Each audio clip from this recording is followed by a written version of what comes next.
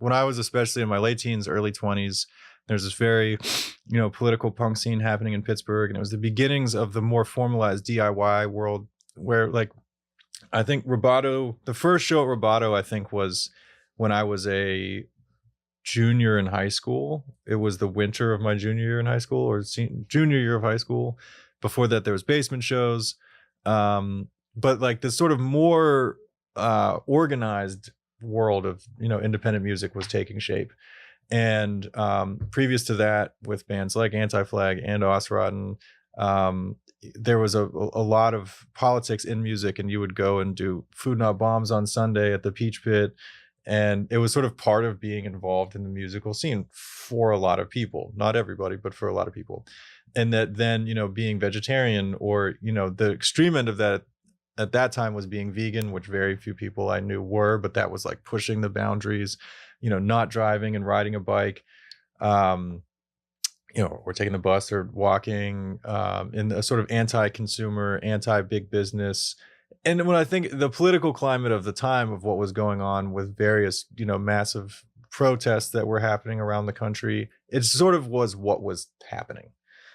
And one thing I remember from that time was that you would like get together with people and they'd be like, we're going to watch a documentary on Chiapas, and then we're going to make vegetarian chili, and then we're going to all ride bikes to this protest. That then there was days we were just like, I kind of want to watch Ace Ventura. Yeah. And it felt like wrong.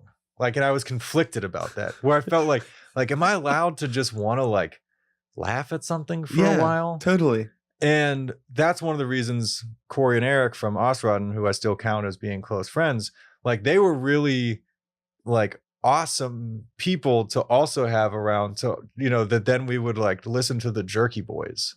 Yeah. And then I was like, and that, yeah, and I remember once, having this conversation that I basically was saying like, is this okay? And they were just like, I mean, you got to be able to laugh sometimes. Like you can't only live in this one, like blinders on, because, and they were actually saying about a mutual friend of ours, were like, I worry about him because then like, I worry that one day I'm going to show up to Food Not Bombs and I'm going to be feeding them because they've let their life get so encompassed with trying to change the world that they lost their fucking mind. Yeah. And so, to answer your question, do I think that everyone should make, I mean, there's the argument of like, is by its nature all music and art political because it's all a reaction to something? Like, is there anything that truly exists in a vacuum? Which, no, but there's then the difference of things being explicitly, political versus implicitly political. And the idea that any song or any piece of art is something that could change the way that someone looks at the world. That doesn't have to be, writing a song and being like, fuck the government, whatever, yeah. But like just an idea. And maybe that idea makes you laugh. And I mean, that's one, like, why is it not appropriate to laugh at a museum? Like, why is it going to a museum and then you see something and then you're just like, haha, that made me laugh. And then like, why is that not a valid reaction to something? You can go and it can make you sad and that's okay. Or you could go and it could make you introspective and that's okay.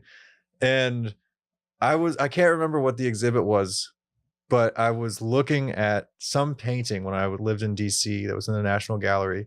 And I realized, I was like, this painting is supposed to make you fucking laugh. Like, it was like it was like, I wish I could remember what it was. Maybe it was like a Rauschenberg painting or something. I can't remember, but I was like, this is fucking funny. Yeah. And then I was reading this thing that was like a handout that was in the gallery that was just like, with this sort of playful humor. And I'm like, it's telling you this is supposed to be funny, but then no one wants to just walk in here and laugh at it. So why is that not okay? Or why is that not like, doesn't feel right? And, providing people with an escape can at times also be a very valid thing for a certain political atmosphere. That it's also, it's not like it's, I don't know, like wrong. Yeah, I think you just put that in a really good way. And I do think the people that I have seen in my sort of social circle that seem to be a lot more extreme about, taking these things very seriously, I think are the people that don't give themselves that escape. They're in this 24/7. And I don't know how beneficial that is to the whole world, or like you mentioned with the friend that you had in the past, like to themselves as an individual. You know, like how can you really be an inspiration or like a strong pillar in your community if you can't like hold yourself up, if you're just beating yourself down? How can you sustain it? You can't. And it's important for, you know, everybody. I mean, like as the PSA for people who are out there really trying to change the world, like you have to give yourself a break.